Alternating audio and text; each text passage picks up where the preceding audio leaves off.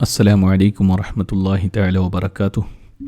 الحمد للہ الصلاۃ والسلام علی رسول اللہ اما بعد فاعوذ باللہ من الشیطان الرجیم بسم اللہ الرحمن الرحیم فلما وضعتها قالت رب انی وضعتها انثى واللہ اعلم بما وضعت وليس الذکر كالانثى وإني سميتها مريم وإني أعيذها بك وذريتها من الشيطان الرجيم صدق اللہ العظیم۔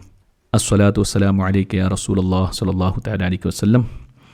معزز سامعین اکرام، آج انشاءاللہ تبارک و تعالی سورہ آل عمران کی آیہ نمبر 36 سے ہم شروع کریں گے۔ اللہ تعالیٰ فرماتا ہے فلما وضعتها قالت رب انی وضعتها انثى، پھر جب اس کے یہاں لڑکی پیدا ہوئی تو اس نے عرض کی اے میرے رب، میرے یہاں لڑکی پیدا ہوئی ہے۔ واللہ اعلم بما وضعت وليس الذکر كالانثى، اور اللہ خوب جانتا ہے کہ اس کے یہاں کیا پیدا ہوا ہے، اور لڑکا لڑکی کی مثل نہیں ہو سکتا۔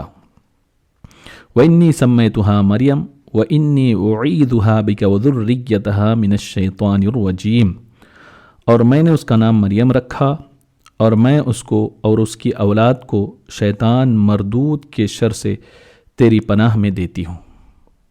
حضرت عمران کی بیوی حنا نے یہ منت مانی تھی کہ اولاد کو بیت المقدس کی خدمت کے لیے وقف کر دے گی، لیکن لڑکی پیدا ہوئی تو وہ یہ سوچنے لگی اب میں اپنی نظر کو کیسے پوری کروں۔ تو اللہ تبارک و تعالیٰ نے ارشاد فرمایا کہ یہ جو لڑکی ہم نے دی ہے وہ لڑکے سے بہتر ہے،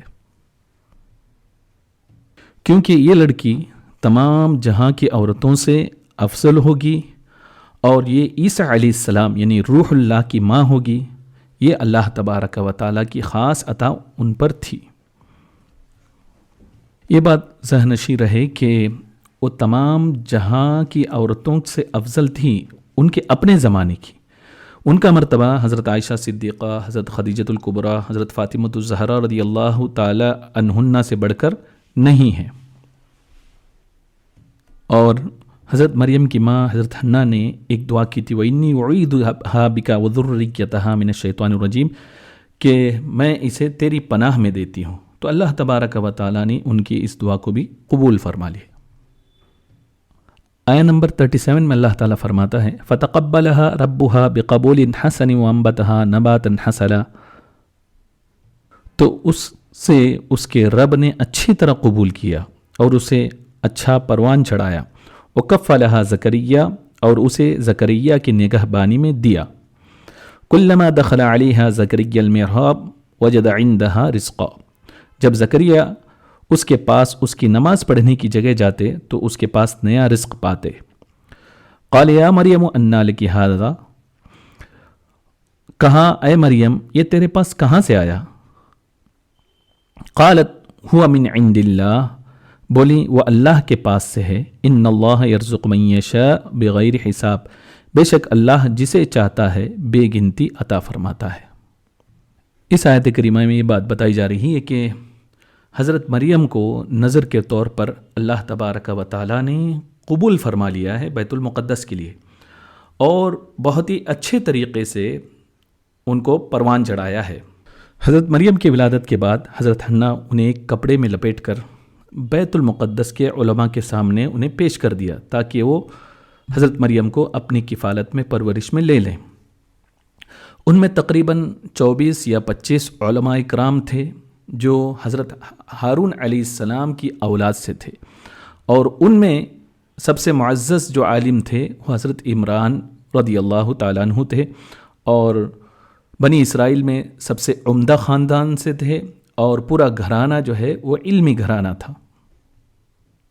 جب حضرت مریم کو پیش کیا، چونکہ 27 علماء کرام وہاں موجود تھے خدمت کے لیے، تو ہر ایک نے یہ خواہش ظاہر کی کہ کاش حضرت مریم ہمارے پاس ہوتی تاکہ ہم اس کی پرورش کرتے، اس لیے کہ وہ ہمارے امام کی بیٹی ہے اور ایک عالم دین کی بیٹی ہے۔ تو حضرت زکریا علیہ السلام نے فرمایا کہ میں زیادہ حقدار ہوں، اس لیے کہ میں ان کا رشتہ دار ہوں اور میری بیوی حضرت مریم کی خالہ لگتی ہیں، تو مجھے دیا جانا چاہیے۔ تو فیصلہ یہ ہوا کہ قرعہ اندازی کی جائے۔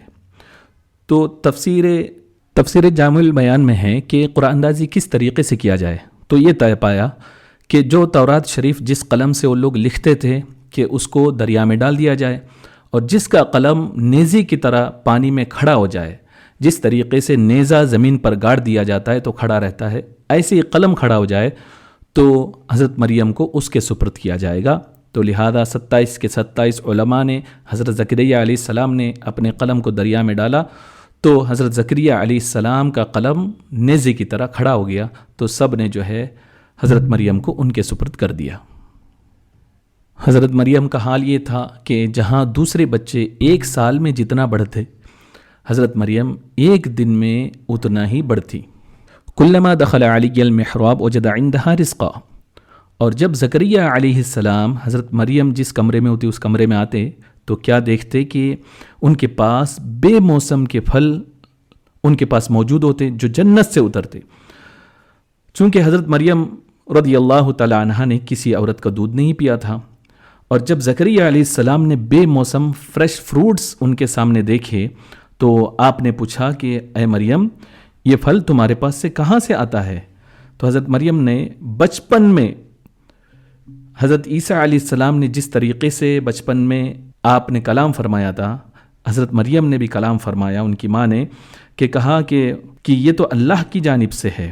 آیہ نمبر 38 میں اللہ تعالیٰ فرماتا ہے ہنالک دعا زکریا ربہ، یہاں پکارا زکریا اپنے رب کو، قال رب هب لي من لدنك ذرية طیبہ انک سمیع الدعاء، کہ اے میرے رب مجھے اپنے پاس سے دے ستھری اولاد، بے شک تو ہی دعا سننے والا ہے۔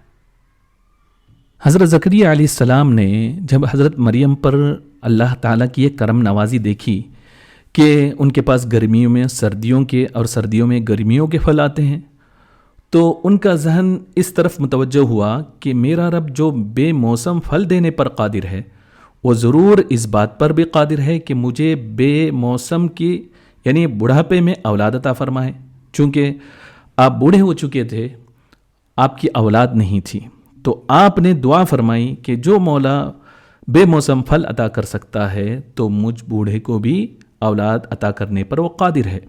اور پھر آپ نے دعا کی کہ اے میرے رب، ہڈی میری کمزور ہو چکی ہے، میرا سر سفید ہو گیا ہے، اور میں کبھی تجھ سے دعا کر کے نامراد نہیں ہوا، اور مجھے اپنے بعد اپنے وارثوں سے یعنی دن میں فتنہ ڈالنے کا خوف ہے، اور میری بیوی بانجھ ہے، تو مجھے اپنے طرف سے وارث عطا فرما جو میرا وارث بنے اور آل یعقوب کا وارث بنے، اور اے میرے رب اس کو اپنا پسندیدہ بنا۔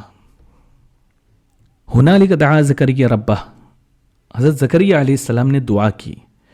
اسے مفسرین نے چند باتیں اخذ کی ہیں، چند پوائنٹس نکالی ہیں، کہ وہ یہ کہ جس جگہ رحمت الہی کا نزول ہوا ہو وہاں دعا مانگنی چاہیے۔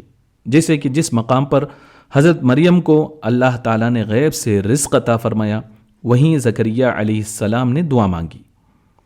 اسی وجہ سے خانہ کعبہ ہو، حضور اکرم صلی اللہ علیہ وسلم کا روضہ اقدس ہو، اولیاء کرام کے مزارات ہو، تو وہاں دعا مانگنا چاہیے۔ دعا مانگنے سے زیادہ فائدہ ہے۔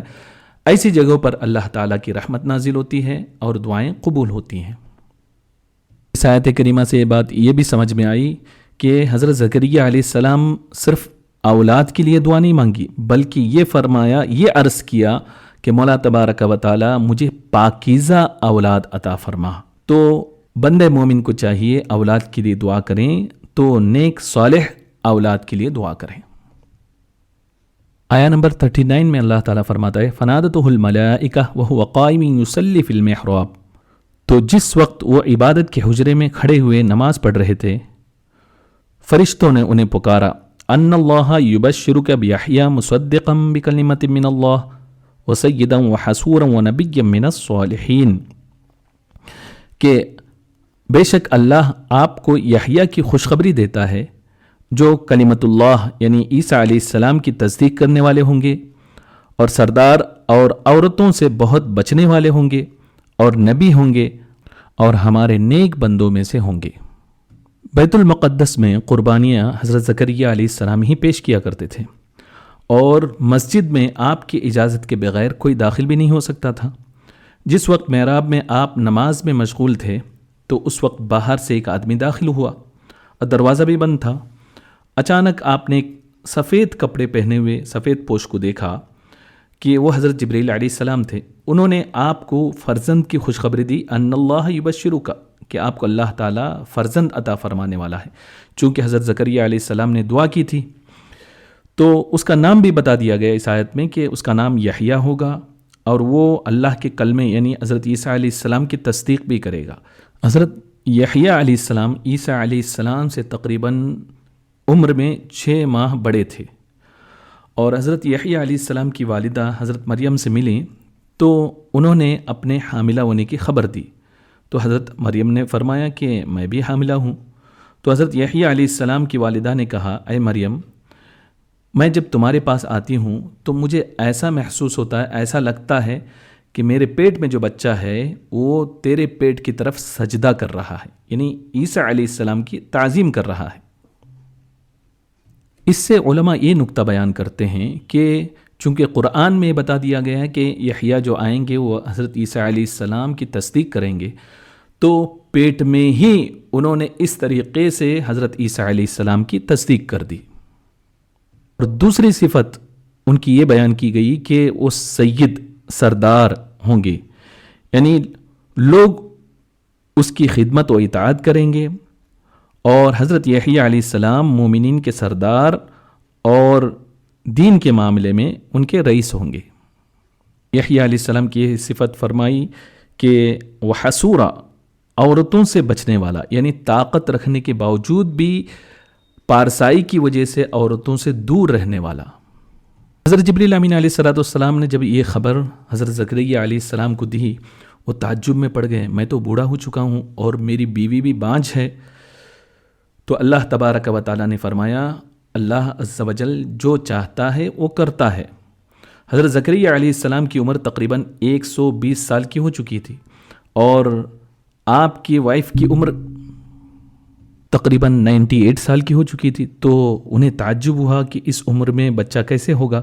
آیا نمبر 40 میں اس پوری بات کو اللہ تعالیٰ نے بیان فرمایا، قال ربی انا یکون لی غلام وقد بلغنی الکبر وامرأتی عاقر، کہ بولا اے میرے رب، میرا لڑکا کہاں سے ہوگا، مجھے تو پہنچ گیا ہے بڑھاپا اور میری عورت بانجھ ہے.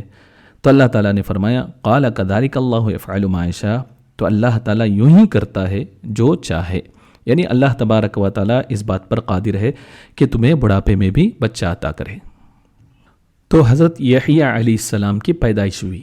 یحییٰ علیہ السلام جب بڑے ہوئے تو مورخین لکھتے ہیں کہ وہ لوگوں سے الگ تلگ رہنے لگے اور جنگل میں زندگی گزارنے لگے، اور ہری بری گھاس کھاتے، درختوں کے پتے کھاتے اور دریاؤں کا پانی پیتے. کبھی کبھی آپ جو ہے ٹڈیوں کو کھا لیتے، اور اپنے آپ سے کہتے، اے یحییٰ، تم سے زیادہ کون انعام یافتہ ہو سکتا ہے. یعنی یہ بھی اللہ تبارک و تعالیٰ کی بہت بڑی نعمت ہے. اور خوف خدا سے آپ بہت ہی رویا کرتے تھے. خوف کا عالم یہ تھا کہ ایک مرتبہ وہ غائب ہو گئے. حضرت زکریا علیہ السلام انہیں ڈھونڈنے نکلے تو دریائے اردن کے پاس ان کو ملے، تو دیکھا کہ وہ کھودی ہوئی قبر میں بیٹھے ہوئے ہیں اور خوف خدا سے رو رہے ہیں. تو انہوں نے کہا، اے میرے بیٹے، میں تم کو 3 دن سے ڈھونڈ رہا ہوں اور تم یہاں قبر میں بیٹھے رو رہے ہو. تو حضرت یحییٰ علیہ السلام نے عرض کیا کہ اے میرے ابا جان، کیا آپ ہی نے مجھے نہیں بتایا کہ جنت اور دوزخ کے درمیان ایک جنگل ہے جس کو صرف رونے والوں کے آنسو سے ہی طے کیا جا سکتا ہے. پھر آپ نے کہا کہ جنت کی نعمتوں کی لذت کی وجہ سے وہ نہیں سوتے، تو ہمیں چاہیے، صدیقین کو چاہیے کہ ان کے دلوں میں جو اللہ کی محبت ہے اس کی وجہ سے نہ سوئیں. پھر آپ نے فرمایا، ان 2 نعمتوں میں کتنا فرق ہے. اور پھر آپ بہت زیادہ رونے لگے، اور روتے اتنا تھے کہ مسلسل آنسو بہنے کی وجہ سے آپ کے رخساروں میں نشان پڑ گئے تھے. یہی وجہ ہے کہ رسول اکرم صلی اللہ علیہ وسلم بھی احادیث مبارکہ میں آپ کی تعریف بیان فرمائیے. انشاءاللہ تبارک و تعالی نیکسٹ ویک مزید ان کے شہادت کے تعلق سے اور حضرت زکریا علیہ السلام کے تعلق سے سماعت کریں گے. اللہ تعالیٰ سے دعا ہے کہ اللہ تبارک و تعالی ہمیں حق کو سمجھنے اور اس پر عمل کرنے کی توفیق عطا فرمائے. استغفر اللہ ربی من کل ذنب واتوب الیہ، وآخر دعوانا ان الحمد للہ رب العالمین.